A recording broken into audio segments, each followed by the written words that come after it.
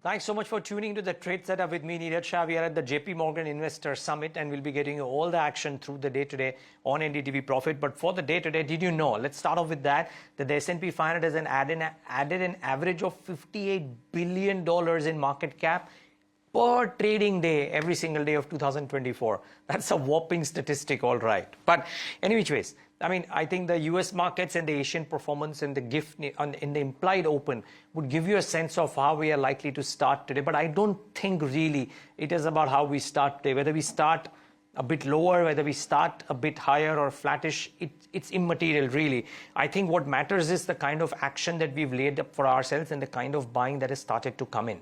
Now, think of this, what happened last week. Some stocks had massive moves, right? Mid caps and small caps, the likes of Reliance Infra, BSC, Concord Biotech. You look at what happened in Friday's session to an ICICI Bank and others, and you get the gist that there is some serious traction.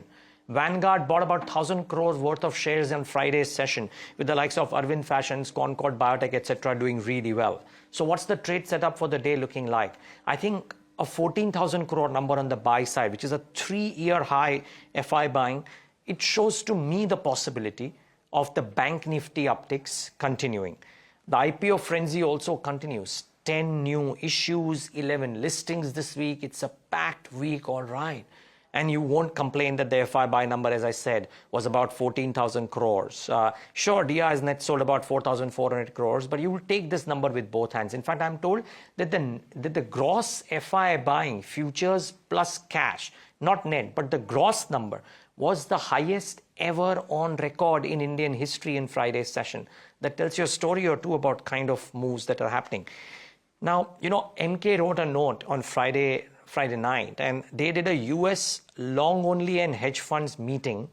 The key takeaways there, they see accelerated flows into India if the Fed easing cycle triggers a risk-on rally.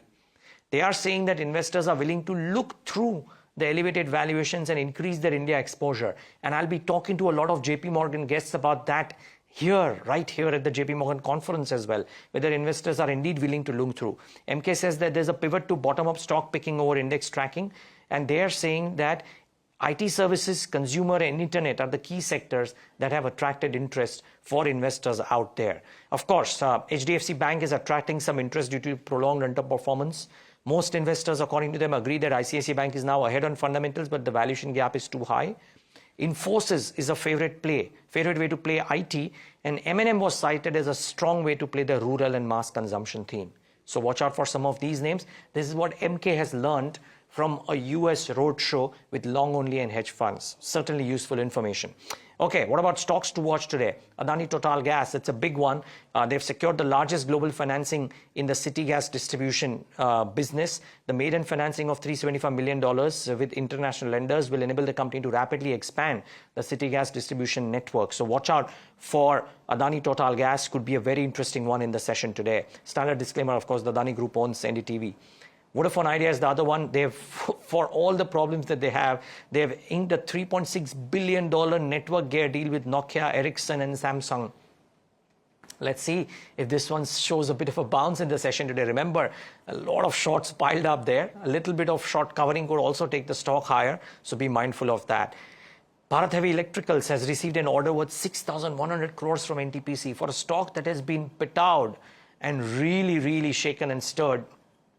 I think this could mark a bit of a turn in its fortunes, so watch out for BHEL for the session today. Mind you, PSUs by and large will not be that great. It's the first time that we've had PSU stocks in the ASM list. So I think watch out for PSU stocks in the session today. HFCL could be interesting. There's a strategic partnership that they've stitched with General Atomics Aeronautical Systems Incorporated from USA. They have been selected, HFCL has been selected to develop critical subsystems for GASI's advanced unmanned aircraft systems. Seems to be a big deal. No numbers attached here, but could be interesting for them. Fusion Microfinance could be interesting. I read in one of the media notes that the company said that Q2 expected credit loss will be over 550 crores, which is about a 50% uptick quarter on quarter. May react negatively. Watch out for this one. US FDA inspections in Dr. Reddy's Hyderabad R&D Center, no observations, positive. Glenmark's Aurangabad facility, 0 observations, positive. R3 Drugs Tatapur facility, 7 inspection observations, could be negative. So watch out for this one. Mankind Pharma has approved raising up to 10,000 crores by NCDs and commercial papers. No equity fundraise. I would construe this to be a bit of a positive. Watch out for Mankind today. Remember, day before yesterday or otherwise, I think Investec came out with a note with a 38%, if I'm not wrong, a 30% upside or 38% upside to Mankind Pharma stock price. So watch out for this one.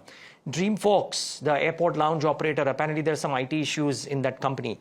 Technology issues in the company, which is impacting card-based lounge access for a lot of customers, a lot of disgruntlement over the weekend. Maybe the stock reacts negatively. Price breakout with highest weekly volumes has been seen in Aarti Surfactants, Asahi India Glass, and Garware Tech Fibers. So I'll watch out for these as well. ICICI Bank has gotten an upgrade from Citi. So watch out for that one as well. Could be interesting one in the session today. Remember, the big mover in Friday's session. And oil seems to be negative. Goldman Sachs says that the fundamental outlook on oil is bearish. I mean, there could be some bounce backs, but overall the outlook seems to be bearish.